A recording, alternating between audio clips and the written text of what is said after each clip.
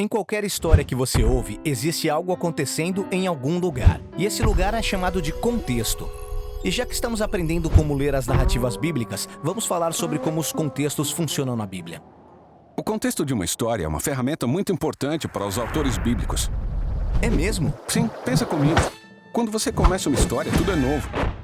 O enredo e os personagens são um mistério até tudo se desdobrar. É verdade, não faço nem ideia do que esperar. Os autores usam o contexto de uma história para nos preparar para o que ainda vai acontecer. Como assim? Imagina que uma história começa no tribunal. O que você acha que vai acontecer? Eu acho que será uma história sobre crime e justiça. Isso. E se o contexto for uma casa velha, escura e caindo aos pedaços? Aposto que algo assustador vai acontecer. Exato. Contextos evocam memórias e emoções por causa de outras histórias que conhecemos e que aconteceram em lugares semelhantes. Os autores sabem disso e podem usar contextos para gerar expectativas sobre o que poderia acontecer na sua história. E um bom autor é criativo no uso dos contextos e usa as nossas expectativas para provar seu ponto. Isso acontece na Bíblia? Na Bíblia inteira. Por exemplo, pense no contexto do Egito na Bíblia. É o grande império do Oriente Médio às margens do Nilo. Isso. Agora pense na primeira história bíblica em que alguém chega ao Egito. Ela fala de Abraão. Deus chama Abraão para ir para uma nova terra pela fé e promete que lhe dará uma família enorme. E assim ele sai para essa nova terra, mas chega lá num período de fome. Será que ele vai confiar em Deus e ficar na terra prometida ou decidir sair de lá e procurar comida? Isso, Abraão sai e vai para o Egito. E no Egito as coisas pioram rapidamente. Para salvar o próprio pescoço, Abraão nega que Sara é sua esposa. E daí Faraó tenta se casar com ela. Certo, a primeira impressão que temos é que o Egito não é um lugar muito legal para visitar. Mas logo Deus o salva. Ele assola o Egito com pragas, de modo que o Faraó acaba cedendo e manda Abraão embora com muitas riquezas. Então, o que essa história nos ensina sobre o Egito como contexto? Que é o lugar para onde as pessoas vão por causa das suas decisões tolas. Mas também é um lugar onde Deus age e liberta o seu povo. Sim, e a próxima história no Egito segue o mesmo padrão. Os netos de Abraão tomam um monte de decisões tolas e acabam indo para o Egito por causa de outro período de fome. De novo no Egito. Então, gerações passam e a família é escravizada no Egito. E o que você acha que vai acontecer? Deus vai enviar as pragas e libertar o seu povo. Você já sabia. Depois que os israelitas voltam para a Terra Prometida, Deus diz para nunca mais voltarem para o Egito. É um lugar de problemas e opressão.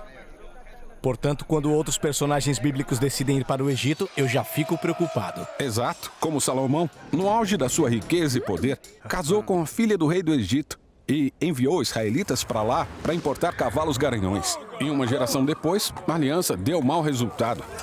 O Egito voltou a oprimir Israel.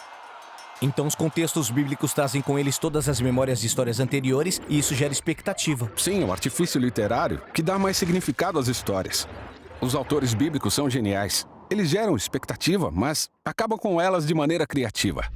Como assim? O Egito é um exemplo perfeito. No Evangelho de Mateus, quando Jesus nasce, sua família foge para o Egito. Problema chegando. Parece que sim, mas presta atenção.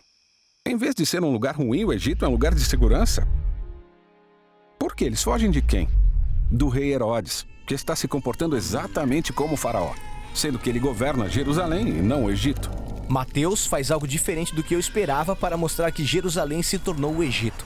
Exatamente. Encontramos esse tipo de padrão em vários contextos bíblicos diferentes. Babilônia, Moabe, o deserto, Belém.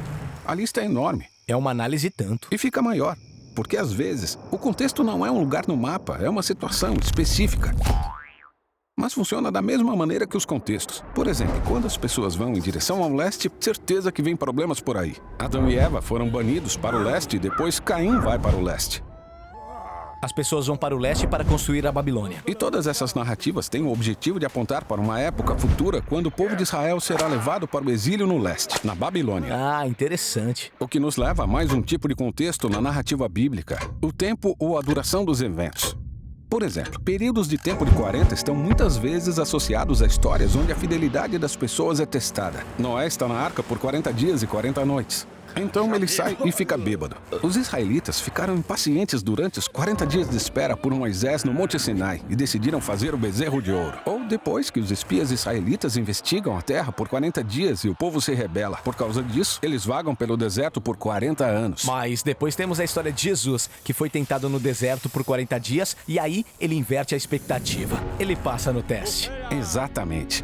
Em toda a Bíblia, muitos lugares, situações e períodos de tempo são significativos, trazendo memórias e gerando expectativas.